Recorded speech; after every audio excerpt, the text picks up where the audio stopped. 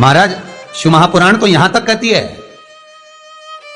कि आपका कोई काम अटक रहा है, कोई काम नहीं हो रहा, बहुत परेशान हो गए, बहुत थक गए उस काम के लिए, सबके हाथ भी जोड़ लिए, सबके पास होकर आ गए और वो काम बढ़ ही नहीं रहा, तो निवेदन करते हैं घी के दिए में काली तिल डालकर सोमवार के दिन शंकर जी के मंदिर के सामने तुम रुका जी का नाम लेकर दिया लगाकर जिस काम को तुमने दुनिया के आगे कहकर देख लिया, कर देख लिया, नहीं हुआ, उस कार्य को एक बार दिया लगाकर निवेदन कर कर फिर जाकर देखना, काम आगे बढ़कर ही रहेगा, छूटेगा नहीं, अग्रण्य हो। कोई सहज नाम नहीं है तुम रुका जी का। कौन है तुम रुका? जिसका व्याख्यान शिव महापुराण में बारंबार आता है, जिसकी भक्ति की श्रेष्ठता देवऋषि नारद से भी प्रबल मानी गई है। देवऋषि नारद को तो कई बार अभिमान आ गया, एक बार भगवान विष्णु के सामने जाकर कहते हैं कि मेरे बराबर नाम नहीं लेता कोई तुम्हारा। भगवान शंकर के सामने जाकर कहते हैं कि कामदेव को मैंने जीत लिया। ब्रह्मा जी के पास जाकर कहते हैं कि सृष्टि का निराकरण करना आपका काम है, पर मैं सारी सृष्टि का भ्रमण कर लेता हूं एक क्षण में। जो देवऋषि नारद इंद्र के सामने जाकर कहते हैं कि तुम्हें सत्ता का आधिपत्य जताना नहीं आता, आधिपत्य कैसे कहते हैं वो जानते नहीं हो आप, वो देवऋषि नारद जिनके भीतर भजन का बल, तब साधना का अहंकार इतना ज्यादा हो गया था कि देवताओं को भी कई बार देवऋषि नारद को नीचा दिखाने के लिए बंदर का मुख लगाना पड़ा था, अहंकार को छोड़ने के। पर उसमें भी प्रबल तुम रुका जी जो शिव महापुराण की कथा कर रहे हैं, उसमें भी प्रबल।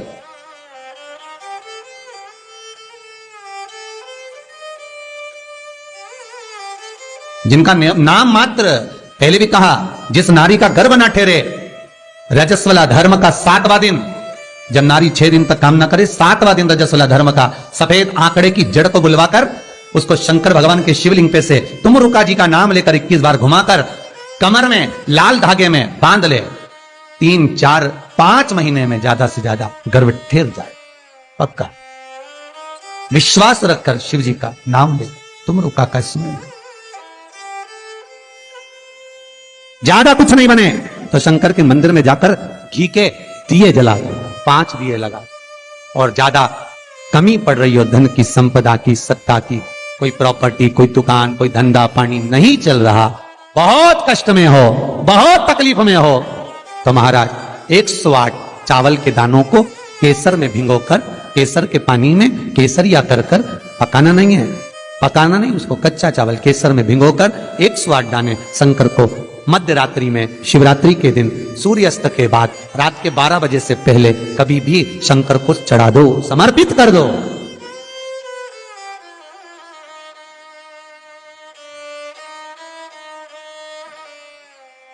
और वही अक्षत के दाने उठाकर वापिस रख लेना ब्रह्म मुहूर्त में सुबह 4 बजे, बस फिर बाबा पे सौंप देना। जितनी शिवरात्रि आती जाएंगी उतना धन बढ़ता चले जाएगा बाबा पर। संपूर्ण इतने उपाय और सारे उपाय यहीं से बताए जाएंगे, नीचे से कुछ नहीं। नीचे उतरने के बाद हमें कोई मतलब ही नहीं, हम क्या बोले ना बोले हमें उससे मतलब नहीं। ये व्यासपीठ श्री सुखदेव जी की है, ये व्यासपीठ श्री व्यास जी महाराज की है, ये व्यासपीठ श्री सूत जी महाराज की है, और ये व्यासपीठ इन सबसे पहले मेरे देव अधिदेव महादेव की है, जिन्होंने अमर गुफा में अमर कथा माता पार्वती को श्रवण कराई थी। बाकी के तो सुखदेव जी, व्यास जी, सूत जी, ये सब बात के, और सबसे पहला वक्ता मेरा शिव है। तो ये शंकर की गादी पे से जो निकल गया, शंकर की गादी पे से जो बोल दिया, बस उसका अनुभव आप करो, और कर कर जरूर देखना, उसका अनुभव कर कर। सुबह 6:42 पर इंदौर से किसी बहन का फोन था, रोते हुए आया था।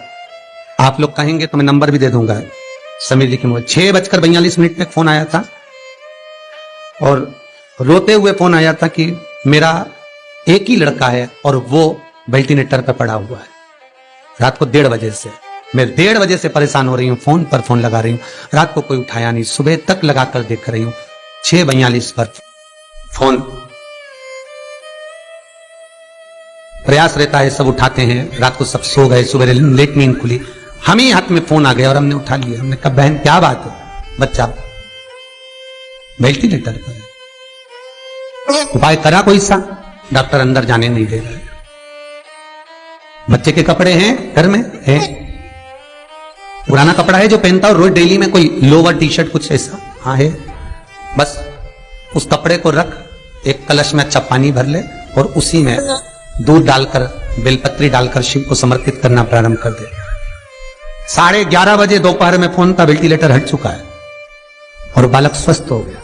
करना आपको है, हम तो केवल बता सकते हैं, और वो भी ये शिव महापुराण में जो लिखा होगा, स्कंद पुराण में जो दिया होगा, इन पुराणों में जो होगा वो बताना है, इससे हटकर कुछ नहीं। ऐसी फालतू बातें ढेर सारी तो बताने वाले ढेर सारे पड़े। पत्रिका दिखाने जाओ, तुम्हारे ऐसा कर देंगे, वास्तु शास्त्री के पास जाओ, ये पाइप बदल दो, ये कमरा बदल दो, ये जगह बदल दो, किसी के कोई के पास भी जाओगे तो कुछ ना कुछ तो दे ही देगा। और यहां से तो केवल ना कोई भभूति है, ना कोई हमारे पास में जल है, ना हमारे पास में कोई बेल है, ना हमारे पास में कोई बाबा जोगी है। हमारे पास में तो ये शिव महापुराण है। इसमें जो बाबा ने लिख दिया, शंकर जो कर दिया, कह दिया, बोल दिया, बस उसी का स्मरण आप कर लीजिए। मुझे विश्वास है वो दुनिया का दुख हरने वाला आपके दुख भी हर लेगा, इतना विश्वास रखता हूं।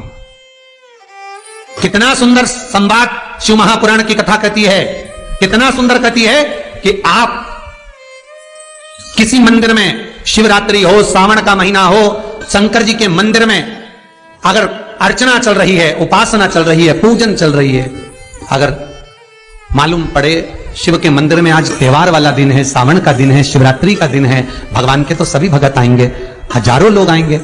भाई सास अगर बीमार है तो मिलने तो बहन बेटी भी आएगी, कोई भी आएगा, भले तुम्हारा लड़ाई हो चाहे झगड़ा हो, आएंगे तो सब ना। नहीं आएंगे तो लोग कह देंगे बताओ अम्मा बीमार पड़ी रही और जीजी एक दिन देखने नहीं आई, बोलेंगे कि नहीं बोलेंगे। सावन का सोमवार, शिवरात्रि का दिन अगर कोई शंकर के मंदिर नहीं जाएगा तो लोग क्या कहेंगे बताओ, आज शिवरात्रि के दिन घर में पड़ी हुई है, भगवान के मंदिर नहीं गई, कितना बुरा लगेगा। घर में सास बीमार पड़ी रहे और नंदों से कितनी भी लड़ाई हो, भाभियों से कितनी भी लड़ाई हो, देवरानी जेठानी से कितनी भी लड़ाई हो, अगर एक नहीं आए ना, अभी देवरानी देखने नहीं आए तो जेठानी आग लगाने में पीछे नहीं हटेगी। देख लो सास ने पूरा भर दिया, एक दिन देखने नहीं आई, देख लो। अरे बोलो तो जितने ऑनलाइन सुन रहे हो, सही है कि गलत है? तुरंत कही। और शंकर भगवान की आराधना कोई तो निवेदन है, जिस दिन भगवान शंकर का उत्सव हो, जिस दिन कृष्ण जन्माष्टमी, रामनवमी, शिवरात्रि, श्रावण का महीना, जिस दिन भगवान के उत्सव हो, निवेदन हो, उस दिन सब दर्शन करना चाहेंगे, सब मिलना चाहेंगे। पर कुछ लोग 1000, 2000, 5000 की रसीद कटवा के शंकर जी के आसपास ऐसे बैठ जाते हैं कि इनके बाप की जागीर है, दर्शन भी नहीं करने देते, पानी तक नहीं चढ़ाने देते। उधर जाइए, दिख नहीं रहा, अनुष्ठान चल रहा, दिख नहीं रहा, सेवा चल रही है। शंकर भगवान, पार्वती जी बोली बाहर लोग खड़े हैं, शंकर भगवान बोले अपन तो खुद इनके 2000 में पड़े हैं, बैठे रहो। बिक गए 4000 में, 2000 में, 5000 में। मंदिर में भगवान को बेचना नहीं है। फिर कहूंगा कुआं, बावड़ी, तालाब और भगवान, गुरु, संत, साधु सबके लिए होता है, किसी एक का नहीं। अर्चना करना है, आप एक कोने में बैठ जाओ, मट्टी का शिवलिंग बना लो। उज्जैन गए होगे, काशी गए होगे, वहां पर अंदर ले जाकर तो थोड़ा सा जल चढ़वा देते हैं ओमकारेश्वर आदिकादिक में, बाकी का बाहर बैठकर एक पात्र में ही सारी पूजन कराते हैं। यहां बैठकर आराम से करो, वहां लोगों को दर्शन करने दो। हमारे यहाँ 12 ज्योतिर्लिंग में आप जाकर दर्शन करेंगे, 12 ज्योतिर्लिंग के मंदिरों में जाकर दर्शन करना। अगर ज्योतिर्लिंग पे जल चढ़ाने देंगे तो थोड़ा सा चढ़ा दो, और बाहर जाकर अगर अभिषेक करना है, पंडित जी के यहाँ बैठो, आसन लगा के हम करवाएंगे। उनके पास में एक छोटा सा शिवलिंग रहता है, उसी का अभिषेक करा देते हैं, उसी की पूजन करा देते हैं। आप यहाँ पर अभिषेक करो, 2 घंटे बैठे रहो, मना नहीं है, 4 घंटे तक करो, मना नहीं है, पर 12 ज्योतिर्लिंग में जाकर दर्शन करना। बस भगवान को थोड़ा, क्यों? क्योंकि दर्शन करने वाले ढेरों खड़े हैं और शंकर सबका, भगवान सबका। पर कई मंदिरों में तो लोग जागीर समझ के हमने करा है, हमने करा, तो सब बैठ जाए भगवान को घेर घेर के, और भगत लोग बेचारे। उम्मीद है यह वीडियो अच्छी लगी होगी। अच्छी लगी हो तो इसे जरूरतमंदों के साथ जरूर शेयर करें, ताकि वे भी इस उपाय से लाभ उठा सकें।